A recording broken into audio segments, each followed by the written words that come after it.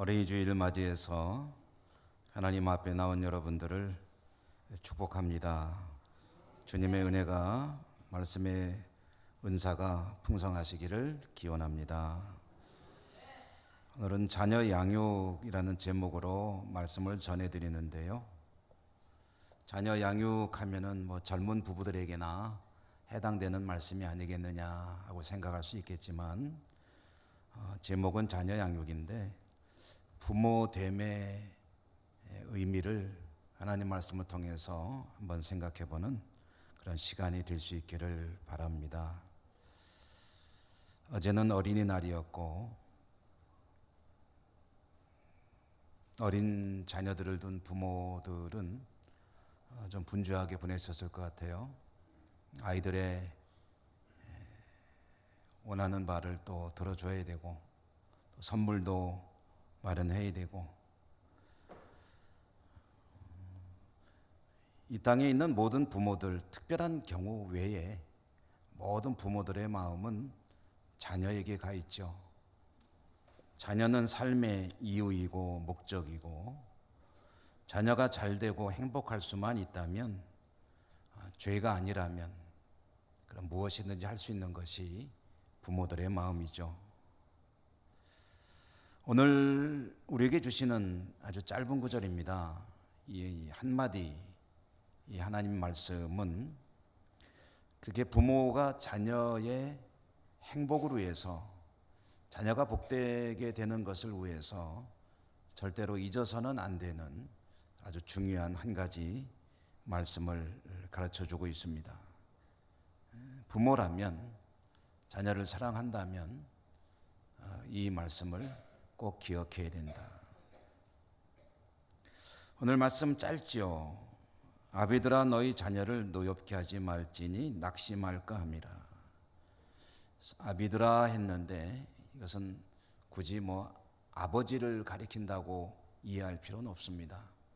아비들아 하는 것은 어버이, 부모를 가리키는 말이고요.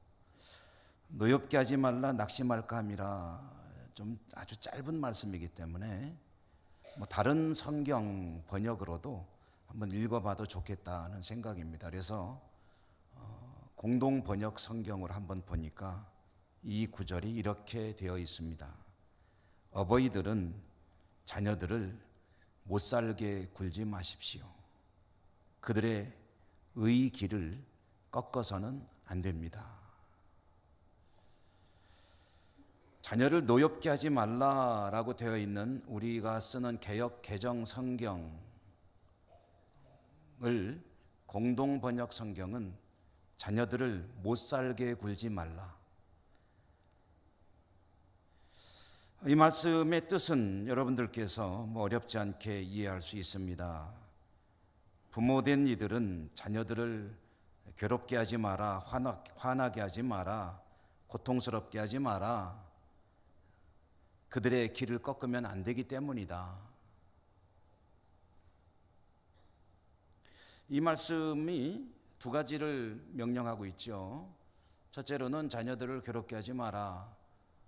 둘째로는 자녀들의 길을 꺾어서는 안 된다. 이 두 가지인데요. 이 두 가지 이 명령이 정확히 말하면 사실은 한 가지라고 할 수가 있습니다. 중심은 어디 있냐면 뒤쪽에 있죠. 자녀들이 기가 꺾이면 안 되니까 화나게 하지 마라.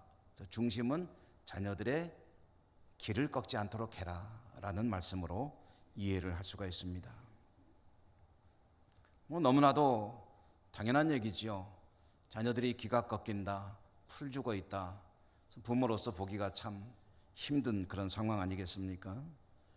어느 부모가 자녀가 그와 같이 낙심해 있는 것을 보는 것을 좋아하겠습니까?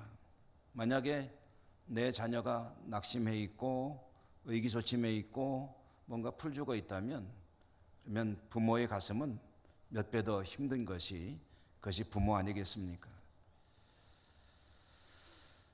자, 그런데 여러분, 이 성경에서 말하는 이 낙심의 의미가 무엇일까?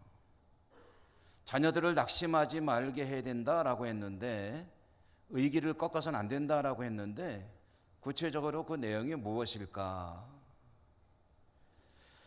낙심하지 않게 한다는 말의 의미를 좀 더 명확해 보기 위해서 국어 사전을 찾아보니까 국어 사전에 뭐라고 나와 있냐면은 낙심한다는 것은 바라던 일이 이루어지지 않아서 실망하는 것이다. 이렇게 뜻을 풀이하고 있습니다. 그래서 이 뜻을 그대로 대입해서 이 성경을 읽어보면 이런 얘기가 되지요. 자녀들을 화나게 하지 마라. 그들이 하는 일이 잘 안 되어서 실망할까 염려된다. 이렇게 해놓고 보니까 이게 앞뒤가 말이 통하지 않습니다. 화나게 하지 마라. 하던 일 안 돼서 실망할까 걱정된다. 그렇기 때문에 오늘 우리 성경에서 말하는 이 낙심이라는 말, 자녀들을 낙심하게 하지 마라 할 때 이 낙심의 의미는 국어사전 가지고는 이해가 되지 않는 말이다 라는 것을 알 수가 있습니다. 국어사전으로 이해가 안 되고 그 뜻이 명확하지 않기 때문에 이럴 때는 할 수 없이 성경이 원래 쓰여진 언어로 의미를 따라가 봐야 됩니다. 제가 이 골로새서 말씀이 기록된 언어로서의 의미를 좀 찾아봤더니요, 이 말의 의미가 뭐냐 하면은 낙심한다는 말은 마음을 상하게 한다. 근데 조금 더 우리가 의미를 부여해서 읽어보면 그들의 심령이 상하지 않게 해야 된다. 그러니까 낙심한다는 말은 심령이 상한다는 말이고요.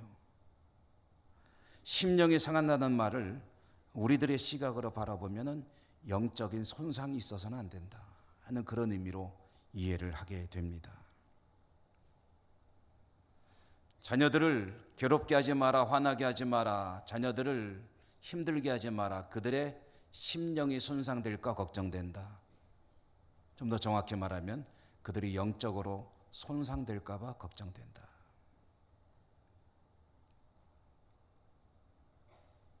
부모들의 마음은 명확합니다. 자녀가 잘 되기를 바라는 마음 한 가지죠. 그런데 자녀가 잘 되기를 누구보다도 바라는 부모에 의해서 자녀가 낙심하게 된다, 그 심령이 손상을 받게 된다. 좀 더 의미를 명확해 보면 영적으로 손상을 받게 된다, 손실을 보게 된다. 부모들이 결코 원하지 않는 그런 일이 벌어진다. 도대체 어쩌다 그렇게 되는 걸까요? 부모들의 마음은 자녀들이 잘 되기를 원하는 것인데 어찌하여 그렇게 자녀가 잘 되기를 원하는 부모에 의해서 자녀들이 영적인 손상을 입게 되는 걸까요?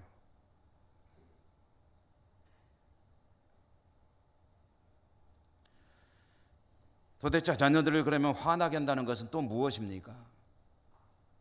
욱박지르지 말라는 뜻일까요? 매를 때리지 말라는 뜻일까요? 도대체 화나게 한다는 것은 무엇을 말하는 걸까요? 이 단어 역시 원래 쓰였던 언어로 그 뜻을 찾아보니까 참 재미있는 그런 이미지를 가지고 있는, 의미를 가지고 있는 단어였습니다. 자녀들을 화나게 한다고 할 때 이 화나게 한다는 단어는 어떤 이미지를 가지고 있냐면 휘휘 젓는다는 뜻이에요. 휘휘 젓는다. 여러분 휘휘 젓는 거 잘 아시죠? 뭘 휘휘 젓는 걸까요? 커피에 설탕을 넣고 휘휘 젓는 걸까요? 그런 데 쓰는 휘휘 젓는 것이 아닙니다. 흙탕물이 있으면은 가만 놔두면은 흙은 가라앉고 위에는 그런 대로 맑은 물이 있죠. 그걸 휘휘 저어서 전체를 다 흙탕물을 만들어 버린다. 그보다 좀 더 실감 나는 것은 어렸을 때 저도 많이 봤습니다. 요즘에는 별로 그런 광경을 못 보는데요. 꾸정물, 부엌에 있는 꾸정물통, 거기다가 어머니는 설거지를 하거나 또 음식물 찌꺼기가 남거나면 담아놓지 않습니까? 담아놓으면은 가만 놔두면 또 제법 찌꺼기는 가라앉고 위에는 그런 대로 맑은 것처럼 보이는 물이 있죠. 그걸 막대기를 가지고 휘휘 저어 보십시오. 어떻게 됩니까? 밥풀도 올라오고 김치 쪼가리도 올라오고 두부 쪼가리도 올라오고 미역 쪼가리도 올라오고 이런 거 저런 거 다 올라오지 않습니까? 가만 놔두면은 밑에 가라앉아 있던 것들이, 그래서 위에가 그런 대로 깨끗해 보이던 것들이 휘휘 저으면은 이게 밑에 있는 것이 다 올라와 가지고 둥둥 떠다니면서 전체를 혼탁하게 만든다. 자녀들을 화나게 한다는 것은 바로 이 의미입니다. 여러분, 우리가 잘 알고 있지 않습니까? 요즘 아이들이 얼마나 힘들게 삽니까? 기성세대가 어렸을 때는 배가 고프고 그래서 좀 힘들게 살았는데 요즘 아이들은 배가 고파서 힘든 건 아니죠. 근데 삶 자체가 얼마나 피곤한지 모릅니다. 아이들이 태어나서 불과 얼마 되지 않으면 그때부터 학습이 시작이 되죠. 옆에 있는 아이들하고 비교가 시작이 되죠. 아동기를 지나 청소년기를 거쳐가는 아이들의 얼굴 속에 순진함과 천진난만함보다는 피곤하고 뭔가 힘겨운 그런 기색들이 어려 있지 않습니까? 대학에 들어가기 위해서 힘들게 공부를 해야 하고, 대학에 들어가도 또 쉽지가 않죠. 대학 다니는 내내 취업을 위해서 이것이 학문의 전당인지 취업 준비하는 기관인지 그런 비판적인 소리도 심심찮게 나오지만 어쨌든 현실이 그렇기 때문에 아이들은 취업을 위해서 정말 이리 뛰고 저리 뛰고 있는 힘을 다합니다. 졸업때가 되면 학교 문을 나서는 것이 두려워서 졸업을 늦추는 그런 아이들도 많이 있죠. 그렇게 해서 어렵사리 취업이 돼도 그래도 여전히 힘든 삶의 관문들이 남아 있습니다. 결혼도 해야 되고, 결혼하려면 준비할 것들도 많고, 결혼해서 살더라도 자녀를 낳는 것이 망설여지죠. 과연 자녀를 낳아서 잘 키울 수 있겠는가? 이런저런 고민 가운데 아이들의 삶은 끊임없는 고민으로, 걱정으로, 염려로 이어지는 것이 아니냐. 미래에 대한 푸른 꿈보다는 현실에 급급하게 살아가는 것이 우리 자녀들의 삶입니다. 아마 앞으로도 크게 변화가 있을 것 같지는 않아요. 뭔가 획기적인 어떤 전환점이 있기 전에는. 그렇게 살아가는 아이들 마음속에는 여러분 쌓여가는 것들이 있습니다. 분노가 쌓여가고요, 염려가 쌓여가고요, 걱정이, 미래에 대한 두려움이, 이런저런 염려, 걱정, 근심, 그리고 화가 아이들의 내면에 잠재되어 있습니다. 그런 자녀들을 돌보는 부모들은 부모들대로 힘들죠. 자칫 말 한마디 잘못하면, 그러다 서로 예민한 부분을 건드리면 가시돋친 말이 오가기도 합니다. 부모도 상처를 받죠. 그러나 부모는 부모이기 때문에 참고 견뎌냅니다. 그러나 자녀들은 아이들 마음속에 가라앉아 있는 그 감정의 찌꺼기들이, 분노가, 염려가, 걱정이 휘휘 저어지면은 하나하나 수면 위로 떠오르게 되고, 그것은 아이들로 하여금 스스로를 절제할 수 없는 그런 모습으로 자신의 화를 표출하게 하기도 합니다. 그런데 오늘 성경은 말하고 있죠. 만약에 부모가 자녀의 마음속에 잠재되어 있는 그런 것들을 휘휘 저어 떠오르게 할 때 아이들의 심령이 손상을 받는다. 영적인 손실을 입게 된다. 심령이 상한다는 말을 요즘 세대 아이들은 멘붕이라고 표현하죠. 멘붕. 처음에 멘붕이 뭔가 했더니 멘탈이 붕괴된다. 정신 상태가 막 붕괴돼 가지고 이상해져 버린다.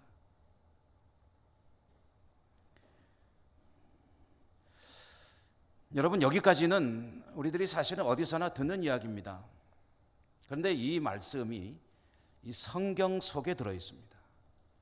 골로새서라고 하는 성경 속에 들어 있어서 하나님께서 교회를 향해 주시는 말씀 속에 들어 있다는 것은 일반적인 이런 어떤 교육적인 차원에서 이야기에 더할 것이 있다는 얘기가 아니겠습니까? 우리들은 이런 일반적인 교육의 차원에서 이 말씀을 듣는 것에서 더하여 하나님께서 이 말씀을 주신 의미가 뭐냐 하는 것을 찾아내야 합니다. 골로새서라는 성경 속에 들어있는 이 말씀은 하나님께서 골로새 교회에 주신 말씀이므로 골로새 교회 전체적인 맥락 속에서 이 말씀을 이해하며 들어야 되는데요. 그럼 우리가 골로새서에 대해서 잠깐 알아봐야 되겠죠. 골로새서는 골로새라는 도시에 세워진 하나님의 교회를 향해서 하나님이 보내시는 말씀이죠.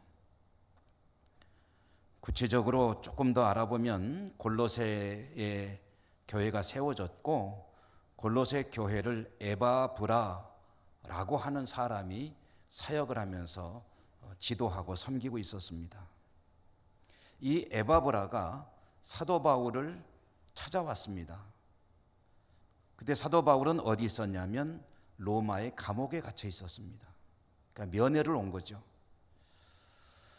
로마의 감옥에 갇혀 있는 사도 바울을 면회한 에바브라하고 사도 바울이 만났으니까 이야기를 나누겠죠. 대화를 하는 가운데 에바브라는 이런저런 이야기를 하면서 교회 이야기를 했을 겁니다.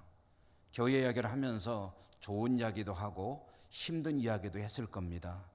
사도시여, 우리 교회가 여차저차 이런저런 참 좋은 점도 있고 또 이런 어려움도 있습니다. 교회마다 여러분 어려움이 없는 교회가 없죠. 초대교회로부터 2000년이 지나 오늘에 이르기까지 그동안 존재했고 현재 존재하고 있는 모든 교회들은 나름대로 이런저런 문제들을 가지고 있습니다. 골로새 교회도 그랬고요. 골로새 교회에서 드러난 문제들, 이 골로새서를 통해서 우리가 추리할 수 있는 문제들은 좀 더 가장 근본적인 어떤 문제가 되고 있는 일들은 골로새 교회의 영적인 혼탁함이었습니다. 이단들이 공격을 해오는 거예요. 물론 모든 초대교회가 다 그랬죠. 영지주의니 유대주의니 하는 자주 들어본 그 이름들의 이단들, 이 골로새 교회 성도들의 신앙을 공격했습니다. 그런데 그런 것 외에 이 골로새 교회가 가지고 있는 골로새 교회만의 문제가 있었는데 그게 뭐냐면은 골로새라는 지역이 가지고 있는 특성 때문이었습니다. 골로새는 지금의 소아시아 지역에 있는 중심부 쪽에 있는 도시 중에 하나인데요. 이 골로새라는 이 지역은 비유하자면 우리나라로 친다면 참 그쪽에 계신 분들에게 죄송스러운 표현인데요. 우리나라로 친다면 계룡산 같은 곳입니다. 계룡산 하면은 거기에 참 이런저런 민간신앙, 토속신앙 또 그런 여러 종교들이 많이 자리 잡고 있는 곳 아닙니까?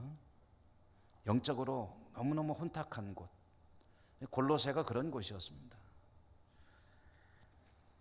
골로새에는 이단들도 있고 이런저런 잡 종교들이 활개를 치고 있었고 그런 곳에 세워진 골로새 교회 에바브라가 최선을 다해서 성도들에게 하나님의 말씀을 가르치고 신앙을 세워주려고 노력하지만 외부적인 그런 또 영적인 분위기, 공격 이런 것으로부터 늘 교회는 힘든 상황을 맞이해야 했고요. 교회의 그런 이야기를 듣고 보니까 사도 바울은 가슴이 미어집니다. 여러분, 사도 바울이 기록한 글들을 읽어보면 교회를 사랑하는 마음이 얼마나 깊은지, 교회의 안 좋은 이야기들을 듣고 나면 바울이 그것을 위해서 편지들을 쓰는데 그 편지 속에 교회를 향한, 성도들을 향한 그 사랑의 마음, 애틋한 마음이 얼마나 절절하게 느껴지는지 이 골로새 교회는 더더욱 그런 것 같아요. 여러분 한번 댁에 가시면 골로새서를 읽어보십시오. 교회를 향한 사도 바울의 마음이 얼마나 안타까워하는지를 정말 절실하게 느껴볼 수가 있는데요. 에바브라로부터 교회 이야기를 들은 사도 바울은 뭐 다른 건 할 것이 없습니다. 쫓아갈 수도 없습니다. 편지를 쓰는 수밖에. 그래서 편지를 쓴 것이 바로 이 골로새서예요.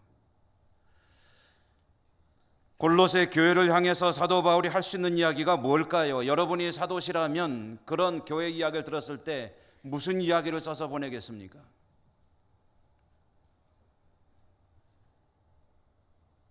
물론 많은 이야기를 쓰고 있지만 그 중에 한 문장만 골라보라고 한다면 바울이 하는 이야기는 예수 잘 믿으라.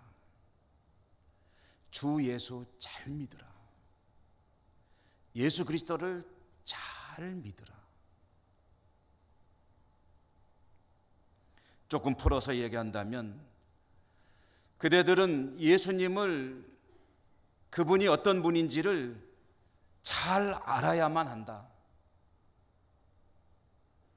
에베소서의 표현을 빌어온다면 예수 그리스도가 얼마나 크신 분인지, 얼마나 높은 분인지, 그분의 넓이와 깊이와 길이와 도대체 예수 그리스도가 어떤 분인지를 좀 제대로 알고 믿으라.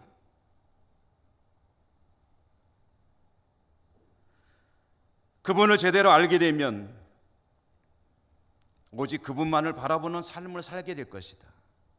그분 안에 지혜와 지식의 모든 보화가 다 담겨 있느니라. 그대들이 원하는 모든 것이 다 그분 안에 있느니라. 아래를 쳐다보지 말고 위에를 쳐다봐라. 위의 것을 찾으라. 주 예수 그리스도를 바라보라. 오직 주님만을 구하라. 이 이야기를 여러 가지로 표현하면서 사도 바울은 골로새 교회를 향해서 외치고 있는 거거든요. 그렇게 골로새 성도들에게 예수를 잘 믿을 것을, 제대로 알고 믿을 것을 호소하면서 바울이 글을 써내려가다가 많지는 않습니다. 짤막하게 쓴 내용이 뭐가 있냐면 가정에 대한 이야기를 쓰고 있습니다. 남편들이여 아내들을 사랑하라. 아내들이여 남편에게 순종하라. 자녀들이여 부모에게 순종하고, 그 다음에 네 번째로 한 이야기가 오늘 우리가 읽은 이 말씀인데, 아비들이여, 이것은 부모라고 그랬죠.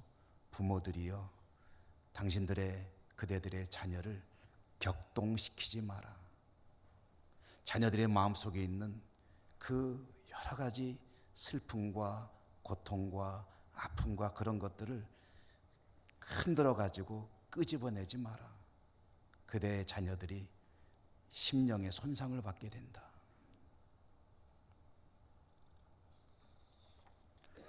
바울이 골로새 교회를 향해서 가정 이야기를 꺼냈다면 그 이야기를 꺼낸 의도가 뭐겠습니까?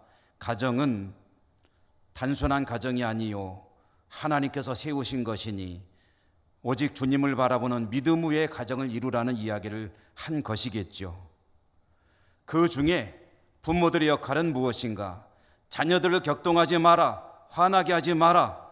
그들의 심령이 상할까 걱정이 되니 부모로서 자녀들의 그 마음속에 들어있는 그 화를 일깨우는 일이 없어야 할 것이다.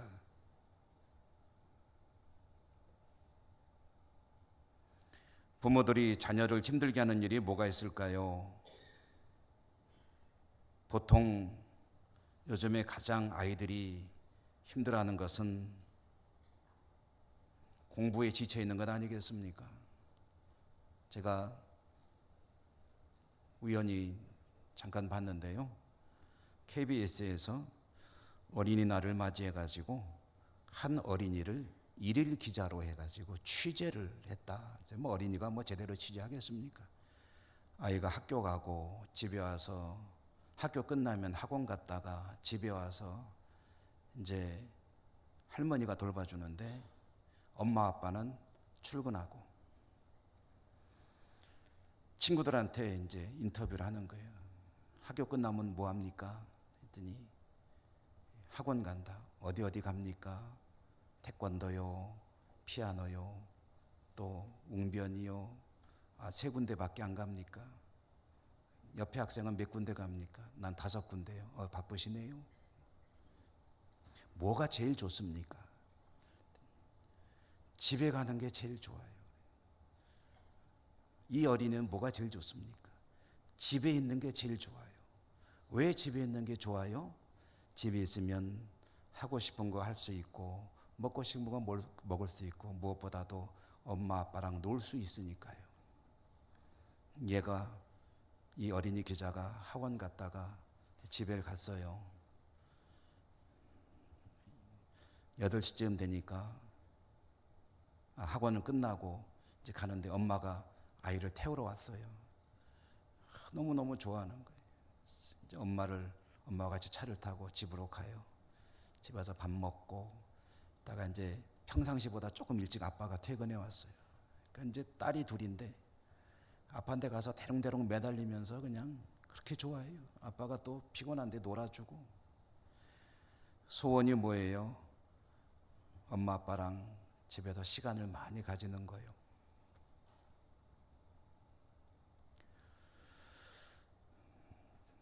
그런 아이들에게 부모들은 아이를 사랑하기 때문에, 잘 되길 원하기 때문에 어떻게든 엄마 아빠랑 노는 것보다 더 중요한 게 뭐야? 공부해. 다음에 또 여러 가지 이런 것들을 또 가르치고 하게 하죠. 여러분, 아이들의 삶이 그렇게 힘겨운데 우리는 지금 이 골로새 교회를 향해 주신 하나님의 말씀에 아이들을 화나게 하지 마라 할 때 이것은 지금 믿음의 이야기거든요. 믿음을 가진 부모가 자녀를 화나게 하는 일은 그럼 뭐가 있을까? 일반적인 부모들이 다 하는 거 말고 믿음을 가진 부모로서 자녀의 영적인 어떤 손상을 가져가는 일이 도대체 뭘까? 일반적인 부모들이 하는 일도 물론 똑같이 염두에 둬야 되겠지만 믿음을 가진 부모이기 때문에 절대로 또한 아이들에게 화를 나게 해서는 안 되는 일이 뭘까?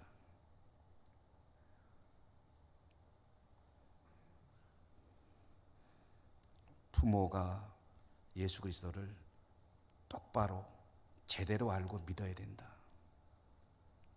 그래서 아이에게 영적인 영향을 줘야 됩니다. 언행이 일치해야 되고 신행이 일치해야 된다. 저는 지금까지 목회하면서 참 훌륭한 부모님들을 많이 봤습니다. 그런데 부모님들이 약해질 때가 있어요. 언제냐면 자녀들에게 정말 중요한 인생의 고비가 될 때가 있거든요. 예를 들어서 고3이다. 중요한 시험을 앞두고 있다. 다음 주에 중간고사가 있는데 잘 받아야 내신이 잘 나오는데 야 이럴 때 하루만 쉬면 안 되냐? 은근히 고2 되고 고3 됐는데 너 회장하면 어떡하려고 그래? 교회 회장은 아무나 해도 되잖아. 노골적으로 말하는 분들은 사실 많지는 않아요. 신앙을 가진 부모들이. 근데 은근히 그렇게 말하는 분들이 또 없지 않아 있습니다. 역으로 고3이 아니라 천지가 무너져도 너 교회 가서 꼭 예배 드려야 돼. 예배는 꼭 드려야 돼. 라고 아이에게 단단히 이루고 가르치는 그런 부모들도 계시죠. 근데 여러분, 골로새서가 뭘 강조한다고요? 예수님 바르게 하라. 그분 안에 모든 것이 들어있다. 만약에 아버지가 엄마가 주님을 그렇게 믿고 있다면 가장 좋은 것을 아이에게 주고 싶어 하지 않겠습니까? 왜 아이에게 예배는 내년에 드려도 되잖아 라는 말을 할까요? 아빠가 엄마가 주님을 아직 제대로 모르기 때문입니다. 그렇기 때문에 다른 것이 더 좋다고 생각하기 때문에 이거는 좀 뒤로 미뤄도 돼 라고 이야기를 하는 거겠죠.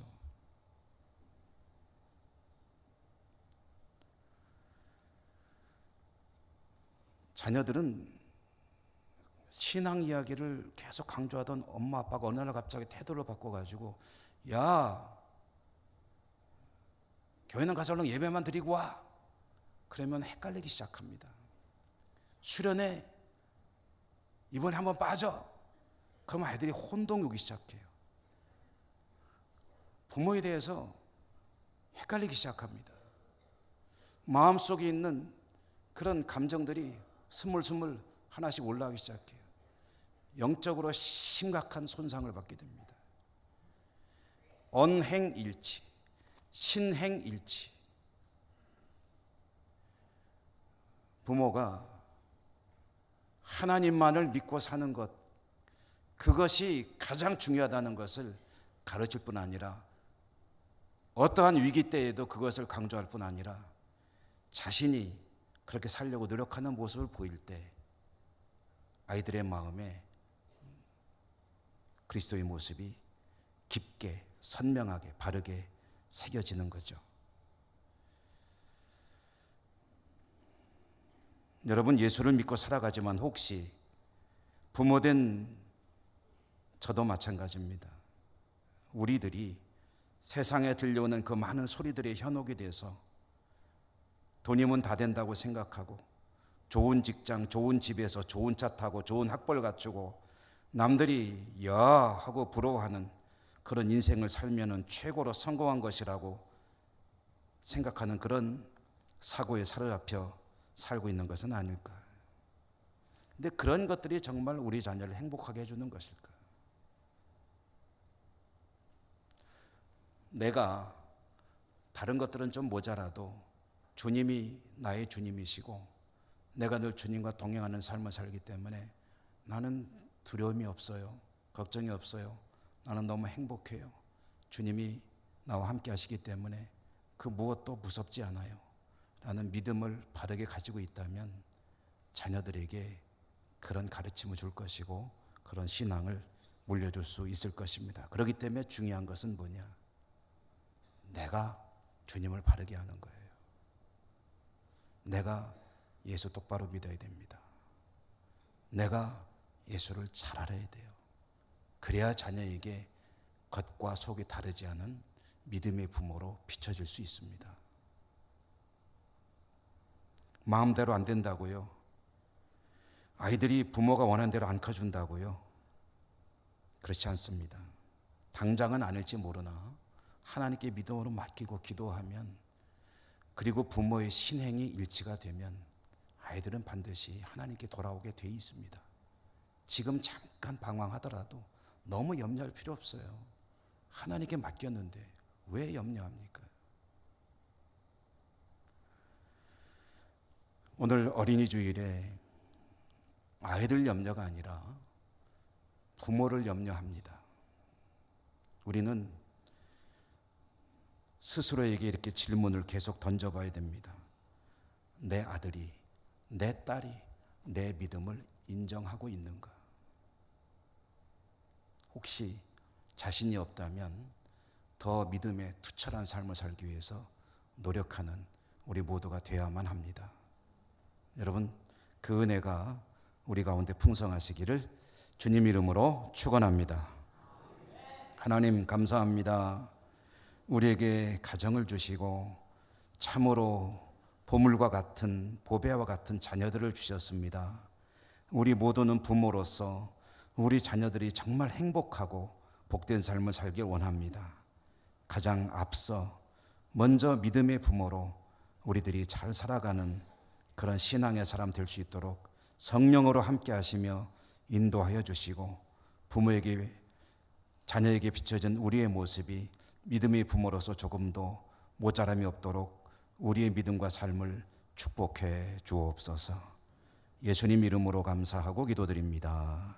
아멘.